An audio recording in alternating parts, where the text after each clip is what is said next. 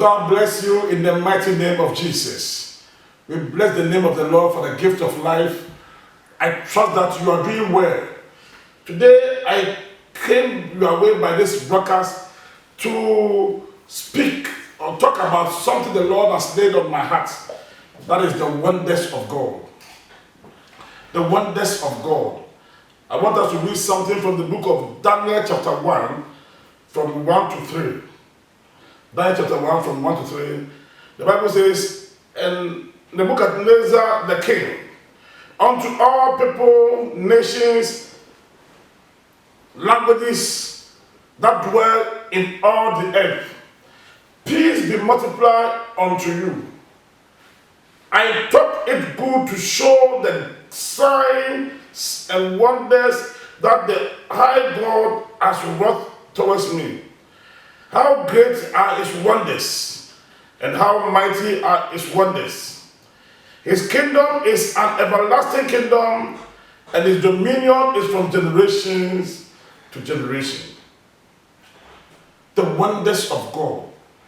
This is how Nebuchadnezzar, one of the mightiest king of antiquity, of the Babylonian kingdom, expressed God and how awesome this God of Israel is. And today I want to discuss what I personally see about wonders. Now, in my candid opinion, when you say what wonders, wonders to me have 5 definitions. Number 1, wonders is a surprising account that provokes admiration and amazement which defies logic and science. When I talk about wonders, I'm talking about a surprising account that provokes admiration and amazement which also defies logic and science. That's something that logically doesn't make sense. Something that logically, scientifically doesn't make sense. The other day the Bible says, and Jesus Christ told the disciples to go ahead of him. But the Bible says, at midnight there was a storm on the sea. And when the disciples were on the sea and were so worried and troubled and afraid, they looked on the sea and saw a man walk towards them. Wow! Who is this man? This would certainly be a ghost. That is what they thought. But the Bible says, when Jesus approached them, he told them that fear not, I am the one. How can a human being walk on the sea? This is amazing. This is amazing. This is an account that is admiring. I mean, I am putting myself in the shoes of a disciple. Disciple Harrison, or Apostle Harrison, part of the disciples, and watching Christ walk on the sea. This is a wonder. As if that was not enough, the controversial Peter said, Jesus, if it is you, bid me to walk on the water. Christ said, come. Come. And I see the fisherman who knows how terrible a storm is. This is not a young man, this is an old man who knows how the storms are. But when Jesus spoke to him that come, the man started walking on water. He walked on the waters. There is this powerful grace of God that commands wonders to happen. And when wonders happen, it defies logic and science. Because logically and scientifically, this doesn't happen. Human beings can suspend themselves on the water. On water, no. You will have to sink. But by his words provoke the wonders. I pray that you see the wonders of God in your life in the mighty name of Jesus. It's my prayer that the wonders of God that defies logic and science happens in your life in the name of Jesus. My second definition for wonder. It is the manifestation of power to produce ostensible acts beyond human comprehension. The manifestation of power to produce an ostensible act beyond human comprehension. Now when the wonders of God is at work, it produces an ostensible acts that is beyond human comprehension. Something begins to happen that one can't just comprehend. The Bible says a young man was born blind. All his lifetime he has been blind. All his lifetime everybody knew him to be a blind man. The only thing he does is to beg for alms. Everybody, it is known. His story is not new. Everybody in the community knows about Bartimaeus. Bartimaeus, the blind man, and also a beggar. So these are the three things I see about Bartimaeus. He is blind. And the blindness has made him bound to a place. He cannot move to anywhere. And he is also a beggar. So he is a blind, bound beggar. Bound to a place, he cannot move. Then Jesus Christ met him. And he demanded for his assistance. And he said, what do you need from me? He says, there's only one thing I need. That I can see. Because blindness has taken away my joy, my liberty, my freedom.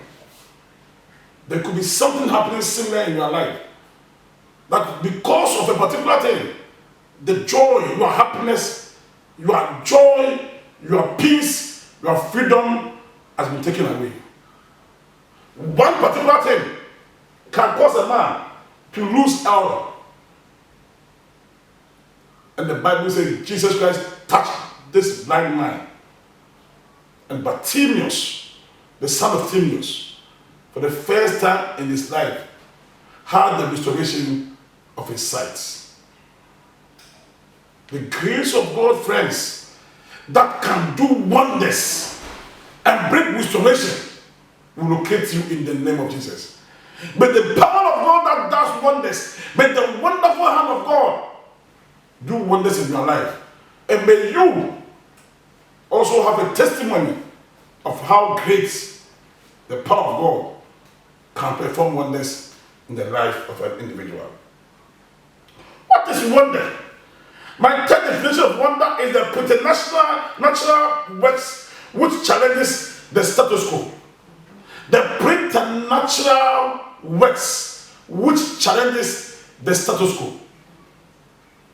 When I talk about preternatural, I'm talking about something beyond the natural, something beyond the ordinary. Preternatural means that the thing is super. It's amazing. And it challenges the status quo. It commands that what they say cannot be broken. Nobody can do this. Nobody has ever done this before. It stands to challenge it. This is our house. Nobody can travel. Nobody can marry. If you marry, you can have children. If you have children, you cannot have married. But when the power of God is at work, it defies all these protocols. There was a woman called Sarah. After 90 years, naturally, no natural woman can give birth. But one day the Bible says this woman and the husband had some visitors. And the visitors told the husband that according to the time of man, a year by this time, your wife shall have a son. words. In fact, the Bible says, when the woman heard it, she said, how can it be? How can this be? Since I have passed my age of womanhood, I am a great grandmother now. But when the wonders of God is at work, it resurrects a dead womb and bring a baby out of a dead womb. He did the same in the life of Hannah. When they said, Hannah, oh, Hannah cannot be a mother. She is a barren. By all standards, she cannot break this protocol. She cannot break this record.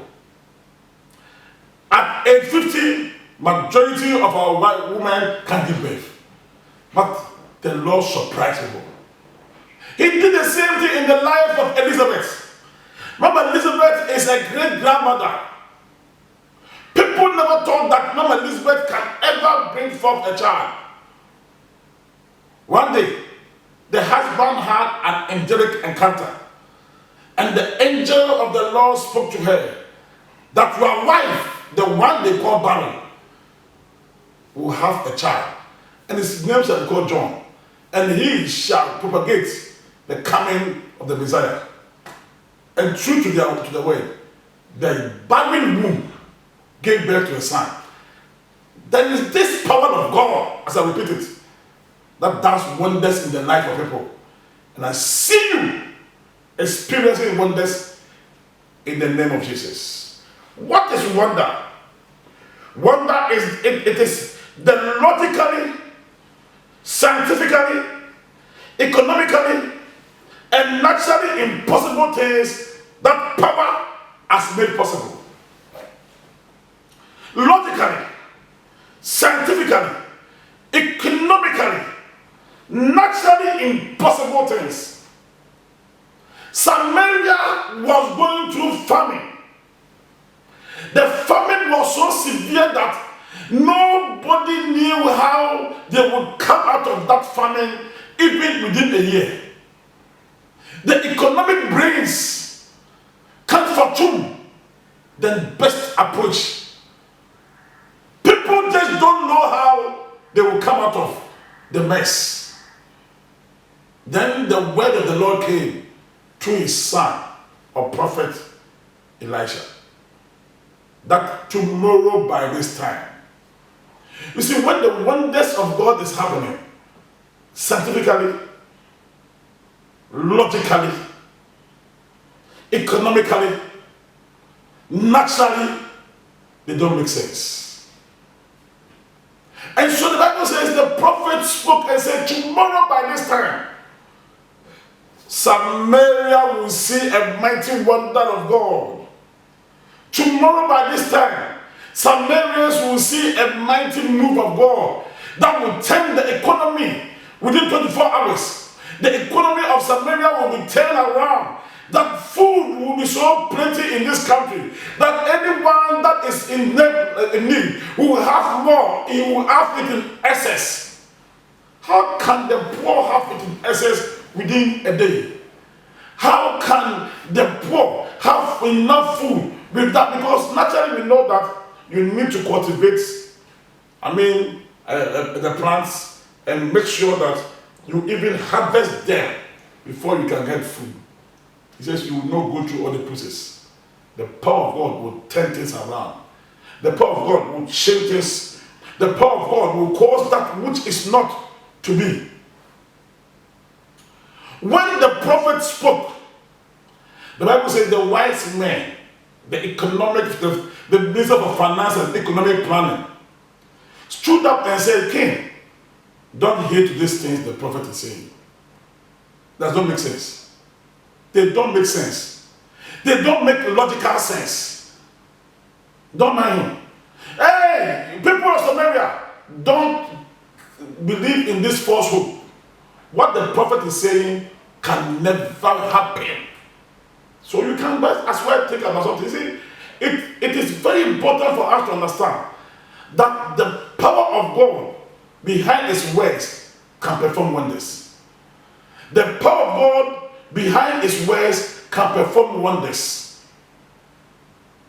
And if you have believed in the word of God, you shall see the wonders of God.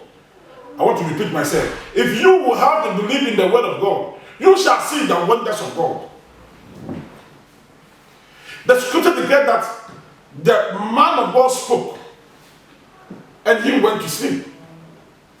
But the word of God was activated in the spirit, and the word of God started moving and showing that the words of the man of God come to pass.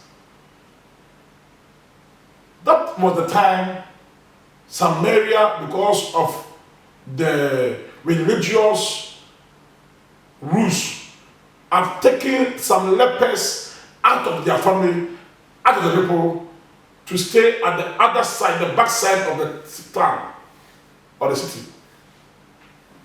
One day, the lepers said to themselves, people in the city brings us food when they have enough, so that we can also live. But because they don't have food in the city, they have not been able to provide us anything. You see, when your helpers need help, you are helpless. When your helpers need help, you become helpless. And the reason why we are suffering is because our helpers themselves need help. So the Bible said, these people said, our helpers themselves need help, and now we have become helpless. But if help is not coming, we will move for help. If we go to the town, they will not accept us. In fact, if we really go, we will die. There's no food in that city. We will die.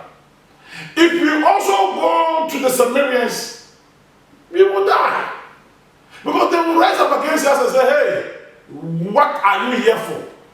Perhaps they will take us for spies and may take our lives. But it is better to go to those places. It is better to take some risk and go there. Let us go to their place. Let us go and see, peradventure, they may spare our lives and give us something to eat. The Bible says they went, and on their way going, see what the Lord did. He made the noise of their feet to be like the noise of thousands of horses. So whilst these lepers were moving gradually towards the camp of the enemies, the Lord multiplied their steps, amplified their steps, and made it look like the sound of chariots coming against the enemies of Israel. They took to their heads. They left their camps. And this is what they did. You see, these military men, they have gone to places, they've taken over people's countries, and they always, when they take over, they take their foodstuffs, everything, they take their spoils. So they have a lot of spoil, gold and reserves, they have money, they have food, they have, oil, they have all things in their camp.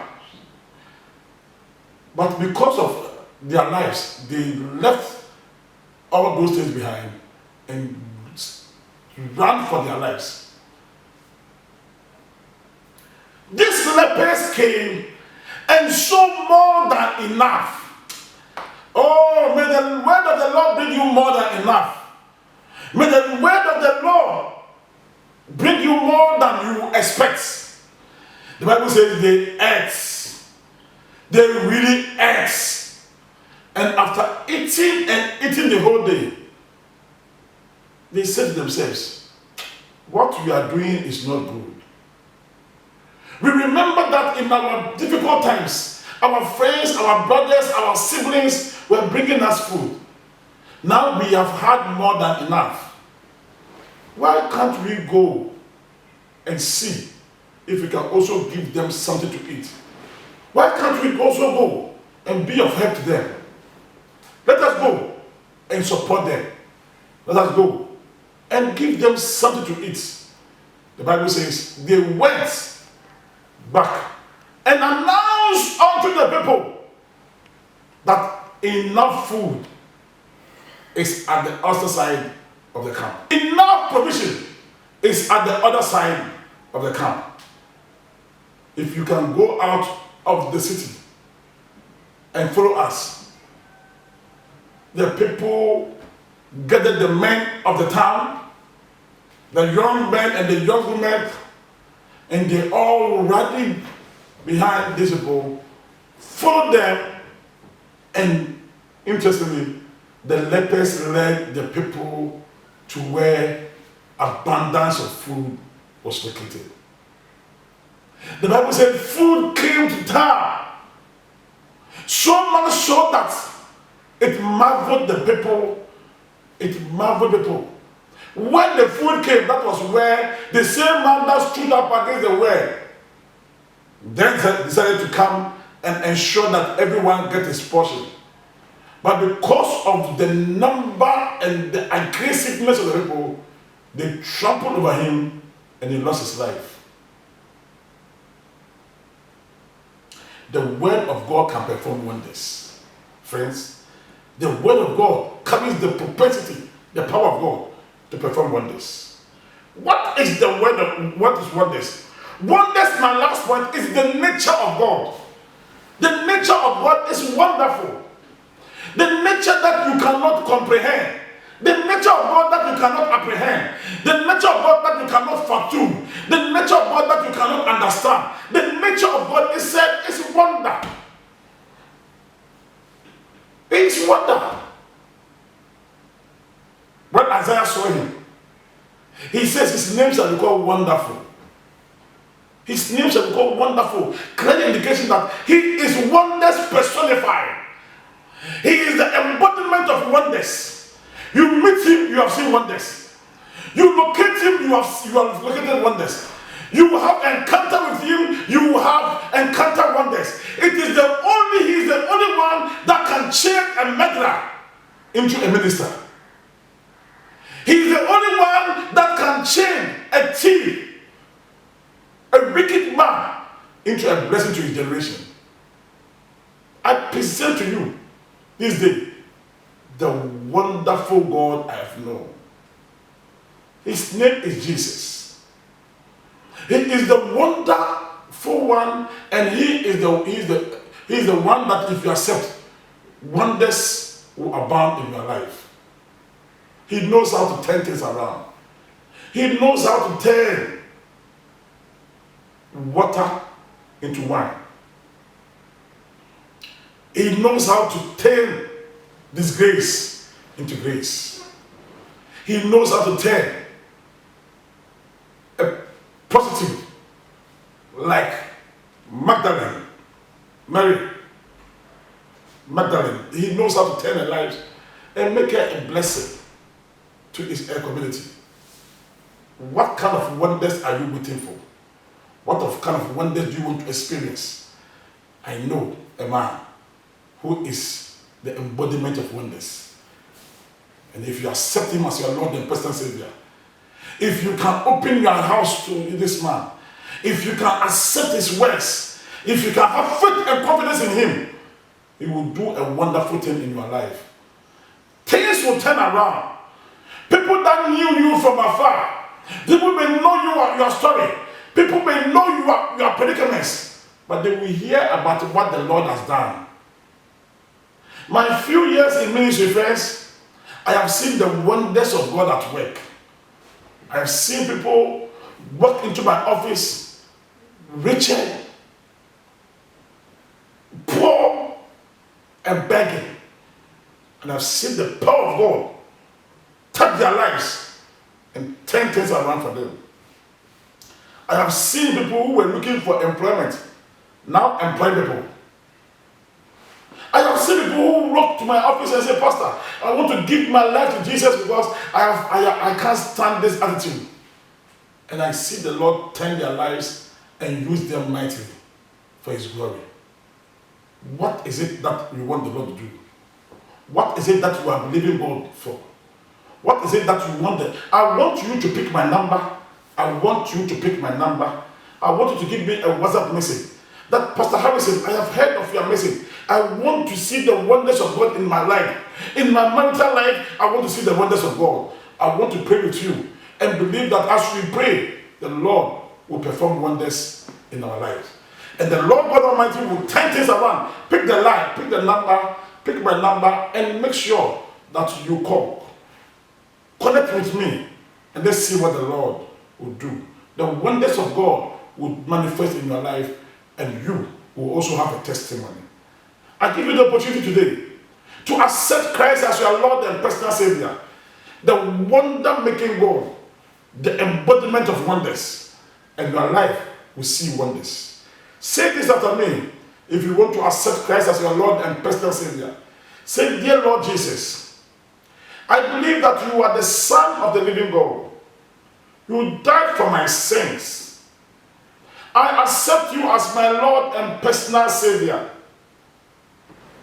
Lord, I will live with you all the days of my life. So help me. Congratulations. Having said these words, you are now a child of God. You have now been translated from the kingdom of darkness into the kingdom of his dear Son, Christ Jesus. Look for a Bible-believing church and join. You can as well also call me, and I will introduce you to one of my branches for us to fellowship. And I believe that we will grow in the Lord and in faith, and you will see the wonders of God transforming your life. The things you wanted to stop that you can't stop, you will see the Lord himself doing wonders. You will ask yourself, Father, Pastor, how did I stop this drinking? How was I able to stop this? The power of God that does wonders will do wonderful things in your life and turn your life around, and you shall see the manifold wisdom and power of God. I pray for you in the name of Jesus. I soak you and your family in the blood of Jesus. I soak you, your business, I soak your marriage, I soak your academics, and I soak everything that concerns you in the blood of Jesus. I pray that may the wonders of God locate you. May the Lord do wonderful things in your household. May the Lord do wonderful things in your household. May there be wonderful happiness in your life. May you also say that the Lord has touched my life and has given me a testimony. May there be something for others to see that indeed this is the act of the Lord. The Lord bless you and keep you in Jesus' mighty name. Amen.